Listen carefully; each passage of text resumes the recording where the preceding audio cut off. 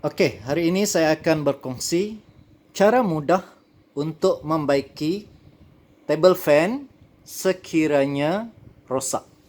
Okey, sebelum kita memulakan kerja-kerja memeriksa apa yang rosak, tools yang perlu disediakan ialah test pen.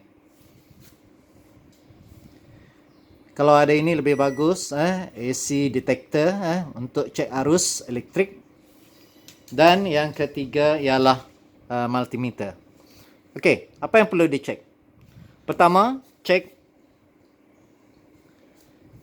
kepala soket. Di sini dalam ni ada fuse. Kadang-kadang fuse ini yang sudah putus.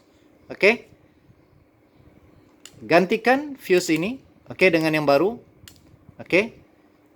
Kemudian kita pasang on switch.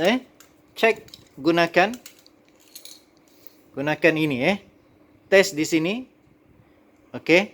Sekiranya ada arus. Okey. Test di sini.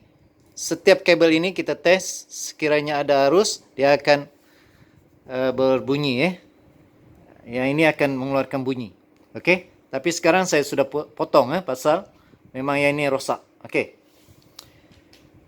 Yang kedua, sekiranya bukan yang soket tadi rosak, cek yang ini. Ini dipanggil kapasitor. Okey. Kipas ini menggunakan kapasitor 1.5 UF.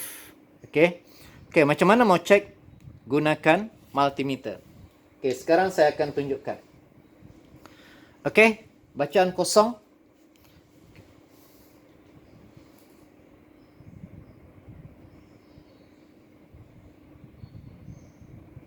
Okey, multimeter menunjukkan bacaan 1.46.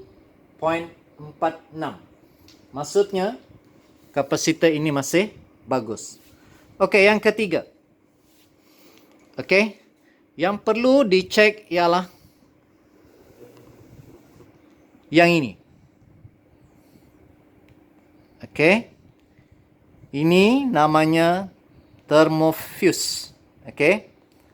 Kedudukannya di dalam sini. Okey.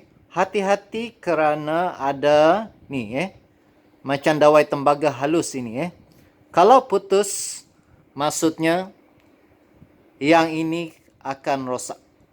Okey, motor ini rosak. Jadi, kalau mau tukar, baiki ganti keseluruhan motor. Ataupun buang sajalah, beli kipas baru. Yang ini harganya lebih kurang 40 ke 50 ringgit. Okey.